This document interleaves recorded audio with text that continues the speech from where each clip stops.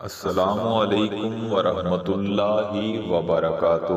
معزز سامعین، نیک بادشاہ اور ملکہ کا واقعہ آپ کی خدمت میں پیش کرنے جا رہے ہیں۔ بیان کیا جاتا ہے کہ کسی ملک میں ایک نیک سیرت بادشاہ کی حکومت تھی۔ وہ شاہی خزانے سے ایک پیسہ بھی اپنی ضروریات کے لیے نہیں لیتا تھا۔ وہ کہا کرتا تھا کہ شاہی خزانہ عوام کا ہے اور عوام پر ہی خرچ کیا جانا چاہیے۔ بادشاہ خود کتابت کیا کرتا اور اس کی آمدنی سے اپنا گزارا کرتا۔ اس کی ملکہ بھی نیک تھی، وہ گھر کا سارا کام خود کرتی تھی، صفائی کرتی، کھانا پکاتی، کپڑے سیتی، غرض گھر کے سارے کام کاج اپنے ہاتھوں سے کیا کرتی۔ ایک روز ہوا کچھ یوں کہ ملکہ کا ہاتھ روٹی پکاتے ہوئے جل گیا۔ جب بادشاہ گھر آیا تو ملکہ نے کہا، مجھے ایک خادمہ رکھنے کی اجازت دیں تاکہ وہ گھر کے کام کاج میں میری مدد کرے۔ بادشاہ نے کہا، ملکہ تم جانتی ہو کہ میں شاہی خزانے سے ایک پیسہ بھی نہیں لیتا، اس لیے کہ یہ عوام کا پیسہ ہے اور میری آمدنی اتنی نہیں کہ میں ایک خادمہ رکھ سکوں، کیونکہ میری آمدنی میرے ہاتھ کی کمائی پر ہے اور کتابت سے اتنی آمدنی نہیں ہوتی کہ میں ایک تمہارے لیے خادمہ رکھ سکوں۔ مزید بادشاہ کہنے لگا کہ اگرچہ میں بادشاہ ہوں مگر حقیقت میں ایک عام غریب آدمی ہوں۔ شاہی خزانے پر صرف عوام کا حق ہے،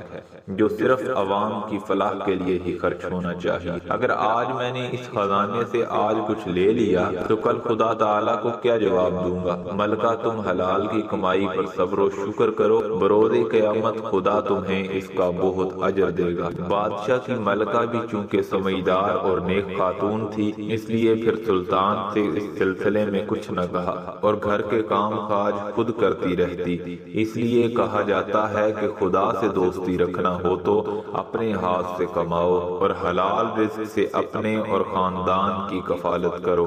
اللہ ہمارے حکمرانوں کو بھی ایسی سمجھ عطا فرمائے۔ آمین ثم آمین یا رب العالمین۔